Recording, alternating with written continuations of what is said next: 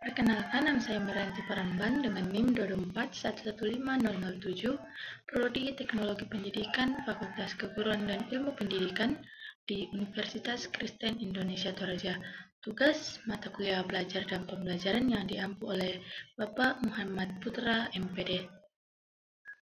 Materinya yaitu yang pertama, hakikat dan desain pembelajaran, yang kedua, pengembangan model pembelajaran aktif. Materi yang pertama, hakikat dan desain pembelajaran. Bagian A, hakikat pembelajaran.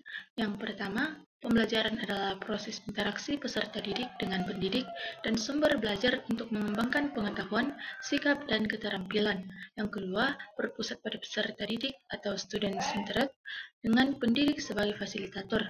Yang ketiga, tujuannya mengoptimalkan potensi peserta didik sesuai dengan kebutuhan dan karakteristik masing-masing.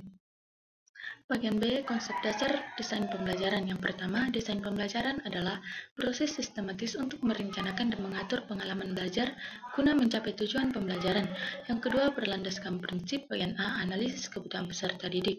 Siapa mereka, apa kebutuhan dan kemampuan awal. Bagian B, penetapan tujuan pembelajaran. Apa yang perlu dicapai peserta didik. Bagian C, pengembangan bahan dan metode, konten, strategi, media, dan teknologi apa yang digunakan.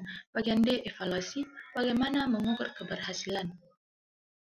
Bagian C, langkah-langkah umum desain pembelajaran. Yang pertama, analisis kebutuhan dan konteks. Yang kedua, menetapkan tujuan pembelajaran. Yang ketiga, mengembangkan strategi dan metode. Yang keempat, memilih media dan sumber belajar. Yang kelima, merancang bentuk penilaian. Yang keenam, implementasi. Dan yang ketujuh, evaluasi dan revisi. Bagian D, karakteristik desain pembelajaran yang baik. Yang pertama, berpusat pada kebutuhan peserta didik. Yang kedua, berbasis tujuan yang jelas dan terukur. Yang ketiga, fleksibel dan adaptif. Yang keempat, berorientasi pada pengembangan kompetensi peserta didik. Materi yang kedua, pengembangan model pembelajaran aktif. Bagian A, pengertian model pembelajaran aktif. Yang pertama, model pembelajaran aktif ialah model atau pola pengajaran yang menekankan partisipasi aktif peserta didik dalam proses belajar. Yang kedua, peserta didik tidak hanya menerima informasi, tetapi juga berpikir kritis, berdiskusi, memecahkan masalah, dan berkolaborasi. Ciri-ciri model pembelajaran aktif. Yang pertama, berpusat pada peserta didik. Yang kedua, ada interaksi antara peserta didik dengan guru. Yang ketiga, ada kesempatan bagi peserta didik untuk berpikir, bertanya, dan menjelaskan. Yang keempat, berbasis pengalaman dan konteks nyata. Bagian C, tahapan pengembangan model pembelajaran aktif. Yang pertama, analisis kebutuhan dan karakteristik peserta didik. Yang kedua, penentuan tujuan dan kompetensi yang diinginkan. Yang ketiga, memilih atau membuat model pembelajaran aktif. Contohnya, PBL, Cooperative Learning, Jigsaw, dan lain-lain. Yang keempat, pengembangan perangkat pembelajaran. Contohnya RPP, LKPD, dan media.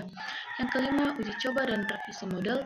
Yang keenam, implementasi di kelas. Yang ketujuh, evaluasi efektivitas model. Bagian D, contoh model pembelajaran aktif. Yang pertama, Problem Based Learning atau PBL, peserta didik memecahkan masalah nyata. Yang kedua, Cooperative Learning, belajar bersama dalam kelompok kecil. Yang ketiga, Jigsaw, tiap peserta didik mempelajari sebagian dari materi dan mengajarkannya kepada kelompok. Yang keempat, Think Pair Share, berpikir sendiri, berdiskusi dengan pasangan, kemudian berbagi dengan kelas. Bagian E, keuntungan model pembelajaran aktif. Yang pertama, membangun keterampilan berpikir kritis dan kerjasama. Yang kedua, membangkitkan motivasi belajar dan kemandirian peserta didik. Yang ketiga, memberikan pengalaman belajar yang bermakna dan relevan bagi peserta didik. Kesimpulan, baik desain pembelajaran maupun pengembangan model pembelajaran aktif sama-sama berfokus pada peserta didik sebagai pusat proses belajar. Keduanya menekankan perencanaan yang matang, penerapan metode aktif dan relevan, serta evaluasi yang dapat mengukur perkembangan peserta didik secara menyeluruh. Dengan pendekatan ini, proses pembelajaran dapat menghasilkan peserta didik yang kreatif, kritis, mandiri, dan siap menjawab tantangan masa depan.